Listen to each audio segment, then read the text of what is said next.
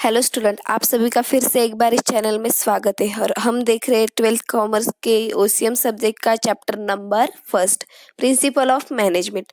Principal of management में हमने अब तक क्या देखा है, ये सबसे पहले रिवाइज मार लेते हैं और उसके बाद ही हम आज का टॉपिक शुरू करेंगे। हमने सबसे पहले क्या देखा, प्रिंसिपल ऑफ मैनेजमेंट की डेफिनेशन। प्रिंसिपल ऑफ मैनेजमेंट की डेफिनेशन क्या कहती है? The sum of these techniques are accepted universally, hence this is called as principle of management.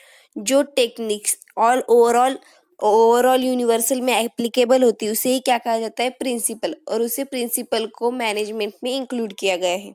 Principal of management की डेफिनेशन देखने के बाद हमने nature of principal of management देखे। वो क्यों प्रिंसिपल ऑफ मैनेजमेंट स्टडी किस लिए किए जाते हैं? तो कोऑर्डिनेशन लाने के लिए ऑल ओवर डिपार्टमेंट में। उसके बाद हमने थ्योरी ऑफ मैनेजमेंट स्टार्ट कर दिया है। थ्योरी ऑफ मैनेजमेंट में हमने सबसे पहले थ्योरी देख ली है, Henry Fayol administrative theory of management. ये फादर ऑफ मॉडर्न मैनेजमेंट के नाम से जाने जाते हैं। और उनके हमने 14 प्रिंसिपल की डिटेल में स्टडी कर ली है। आज हम स्टडी करने जा रहे हैं फ्रेडरिक विल्सलो टेलर्स की। ये साइंटिफिक मैनेजमेंट इनकी थ्योरी है। ये फादर से साइंटिफिक मैनेजमेंट की। तो देखते हैं, टेलर की थ्योरी शुरू करते हैं। टेलर की थ्योरी शुरू करने से पहले उनका जन्म कब हुआ था ये जान लेते हैं। 1856 में उनका जन्म हुआ था और उनकी डेथ 1950 में हुई थी। He was an American. वो अमेरिकन से थे। वो started his career and a minister. उन्होंने उनका करियर कहाँ से स्टार्ट किया था? माइनिस्ट इंडस्ट्री से स्टार्ट किया था। उनकी पोजीशन चीफ मैनेजर के पोस्ट पे थी। उन्होंने इंट्रोड्यूस किया था, उनके ऑब्जर्वेशन एंड एक्सपेरिमेंट से साइंटिफिक डाटा कलेक्ट किया था और उन्होंने कुछ प्रिंसिपल्स ऑफ साइंटिफिक मैनेजमेंट खोज के निकाले थे। और उनको फादर ऑफ साइंटिफिक मैनेजमेंट भी कहा जाता है, father of scientific management. Taylor's management theory is basis on scientific experiment. उनकी थ्योरी किसके बेसिस पे है? साइंटिफिक एक्सपेरिमेंट से। And this theory involve the application of scientific approach to decision making and solving them same time. अगर कोई problem आती है तो वो वही के वही सॉल्व करने की, और साइंटिफिक अप्रोच से, यही उनकी यही उनकी क्वालिटी थी। उनके अकॉर्डिंग, टेलर्स के अकॉर्डिंग क्या कहते हैं? Problem should be solved by scientific techniques rather than the rule of thumb। इनका कहना ये है कि हर प्रॉब्लम साइंटिफिक टेक्निक से ही सॉल्व करनी चाहिए, ना कि रूल ऑफ थंब और Taylor trial and error approach से। ट्रायल एंड एरर अप्रोच से आपने अगर थ्योरी सॉल्व की या प्रॉब्लम सॉल्व की तो उसमें कुछ एरर आ सकते हैं, या रूल ऑफ थंब से भी एरर आ सकते हैं। तो उन्होंने कहा है कि साइंटिफिक अप्रोच से ही आप कोई भी प्रॉब्लम सॉल्व कीजिए। तो टेलर के हिसाब से एक डेफिनेशन उन्होंने क्रिएट की है, scientific management constant of knowing what you want. मतलब आप क्या चाहते हैं, want you what man to do exactly.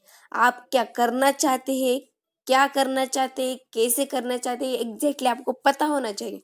And sing it that they do it in the best and the cheapest manner. आपको अगर वो वर्क करना है तो कौन से बेस्ट तरीका है, मतलब बेस्ट से बेस्ट तरीका निकालने का उस काम को करने के लिए, और उसका चीपेस्ट मैनर भी आपको पता होना चाहिए। मतलब आप एक वर्क कर रहे हो तो उसका करने का तरीका बेस्ट होना चाहिए या परफेक्ट होना चाहिए, यही टेलर का कहना है। तो देखते हैं प्रिंसिपल ऑफ साइंटिफिक मैनेजमेंट क्या कहते हैं। फर्स्ट है science not a rule of thumb. तो मैं आपको सबसे पहले बता दूं, रूल ऑफ थंब का मतलब क्या होता है? Personal judgement of the manager. Manager की पर्सनल जजमेंट। अगर मैनेजर खुद ही डिसाइड करना चालू कर देगा, साइंटिफिक अप्रोच नहीं लगाएगा, तो उसमें एरर आ सकते हैं, ये टेलर का कहना है। तो देखते हैं, in order to increase organisational efficiency. अगर ऑर्गेनाइजेशन की इफिशियंसी चाहते हो तो रूलर और थंब रूल ऑफ थंब ये मेथड आपको यूज बिल्कुल भी नहीं करनी है। आपको समझ में आएगा? Rule of thumb decision are basis on personal judgement of the manager. ये रूल ऑफ थंब किसके बेसिस पे होता है? Principle personal judgement of the manager. Taylor's instead upon scientific method. Taylor's क्या कहते हैं, आप साइंटिफिक मेथड्स यूज कीजिए फॉर एवरी स्मॉल वर्क। छोटे से छोटे वर्क के लिए आप साइंटिफिक मेथड ही यूज कीजिए, यही इनका कहना है। इससे आपको बेस्ट रिजल्ट भी मिल सकता है और ऑर्गेनाइजेशन का गोल भी अचीव हो सकता है और मिनिमाइज द वेस्टेज हो सकता है। दिस उसके बाद selecting the best way of performing a job after scientific analysis of this job are not by trial and error method. अगर आपने कुछ साइंटिफिक तरीके से या बेस्ट तरीके से अपना जॉब करने का तरीका आपने ढूंढ लिया है, तो आपकी जॉब में किसी भी तरह की ट्रायल और एरर मेथड का इन्वॉल्व उसमें नहीं होगा या कुछ भी गलती नहीं होगी। This will be help saving time. इससे आपका टाइम भी सेव हो सकता है और ह्यूमन एनर्जी भी सेव हो सकती है। And will result is a standard output. और अगर आपका इस सभी तरीके से आपने वर्क किया, साइंटिफिक अप्रोच से वर्क किया, तो आपके ऑर्गेनाइजेशन का रिजल्ट भी स्टैंडर्ड आउटपुट से आएगा, यही टेलर का कहना है। तो सेकेंड देखते हैं, harmony not Discord. Harmony relationship between employee and management. This coordination will helps in minimization conflicts between them. अगर उनमें अच्छा रिलेशन होगा तभी उन दोनों में जो झगड़े होते हैं वो कम होने में हेल्प हो सकती है, ये है टेलर का कहना है। परफेक्ट अंडरस्टैंडिंग होनी चाहिए मैनेजमेंट एंड एम्प्लॉयज में, उसके वजह से हेल्प हो सकती है creating healthy working environment for achieving Dzire the goal. अगर इन्वायरमेंट हेल्दी होना चाहिए ऑर्गेनाइजेशन में, तो कॉन्फ्लिक्ट मिनिमाइज होने चाहिए मैनेजर एंड एम्प्लॉय के बीच में, और उससे हेल्दी वर्किंग इन्वायरमेंट भी क्लियर हो मतलब अच्छा होता है और उनका गोल भी अचीव करने के लिए वो सफिशिएंट होता है environment. Organisation think about maximum prosperity of the employee also, and maximum prosperity भी बढ़ सकती है। मतलब अगर आप सभी में हार्मोनी मतलब एक क्लोज रिलेशन होगा, मतलब अच्छा आप बिहेवियर सबके साथ, कोई भी झगड़ा ना करते हो, सबको अंडरस्टैंड करना सीख लोगे, तभी हेल्दी वर्किंग एनवायरनमेंट क्लियर होगा और अच्छा होगा, और उसी के बाद ही हम अचीव कर सकते हैं अपना डिजायर गोल। नेक्स्ट देखते हैं मेंटल रिवैल्यूएशन। टेलर ने इंट्रोड्यूस किए ये कंसेप्ट मेंटल रिवैल्यूएशन।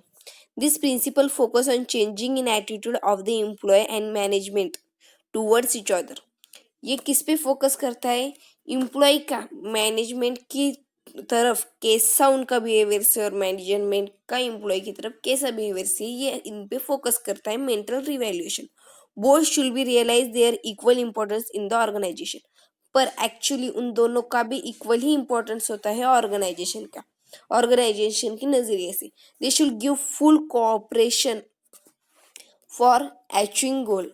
और वो क्या कहते हैं, टेलर क्या कहते हैं कि उनका सभी का अप्रोच एक ही होना चाहिए ऑर्गेनाइजेशन की ओर, और उनका गोल भी एक ही होना चाहिए, तभी इंक्रीज हो सकता है production and profit of the organisation. Fourth है कोऑपरेशन नॉट इंडिविजुअलाइजेशन। तो देखते हैं कोऑपरेशन नॉट इंडिविजुअलाइजेशन क्या कहता है। This principle emphasize on mutual cooperation between workforce। Mutual cooperation होना चाहिए वर्कफोर्स में, बिटवीन एम्प्लॉय एंड मैनेजमेंट में। ट्रस्ट होना चाहिए, मतलब कौन सी 5 चीज होनी चाहिए, ट्रस्ट होना चाहिए, टीम स्पिरिट होना चाहिए, कोऑपरेशन होना चाहिए, तभी जाकर क्या हो सकता है ऑर्गेनाइजेशन का गोल अचीव हो सकता है। इंटरनल कंपटीशन के वजह से हेल्दी वर्किंग इन्वायरमेंट क्रिएट होता है। Management should always consider a suggestion given by the employees is decision making process. Employee को मैनेजमेंट को भी हेल्प होती है डिसीजन लेने में। अगर मैनेजमेंट ने सिर्फ एक ही एम्प्लॉय के बारे में सोचा, इसका भला करने का चाह, तो वो पॉसिबल नहीं, मतलब इंडिविजुअल की तरफ हमें फोकस नहीं करना है, यही कहा गया है। Employee should treated in internal part. Employee क्या है, internal part of the organisation.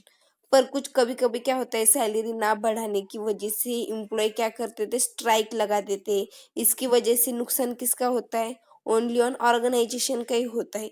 इसलिए कहते हैं कि हार्मोनी रिलेशन भी होना चाहिए, कोऑपरेशन भी होना चाहिए, नॉट इंडिविजुअलाइजेशन। सिर्फ खुद का ना सोचते पूरे ऑर्गेनाइजेशन का अगर हम सोचेंगे तभी हम ऑर्गेनाइजेशन का गोल अचीव कर सकते हैं। और वो सिर्फ एक की वजह से नहीं हो सकता, बल्कि एम्प्लॉय भी उसमें साथ देना चाहिए और मैनेजमेंट का भी उसमें साथ देना चाहिए। तभी उन दोनों को मिलकर ही अगर हम एम्प्लॉय ऑर्गेनाइजेशन का गोल अचीव कर सकते हैं।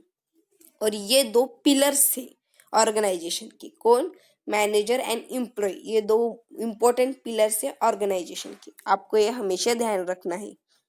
फिफ्थ है division of responsibility. Division of responsibility हमने किस में देखा था, हेनरी फेयल के प्रिंसिपल में भी देखा था, और आज अब इसमें भी हम देख रहे हैं टेलर के भी साइंटिफिक प्रिंसिपल में। डिवीजन ऑफ रिस्पॉन्सिबिलिटी क्या कहती है, proper division of work should be always helpful होता है डिवीजन करना। डिवीजन ऑफ रिस्पॉन्सिबिलिटी बिटवीन किस में, मैनेजर और एम्प्लॉय में करना।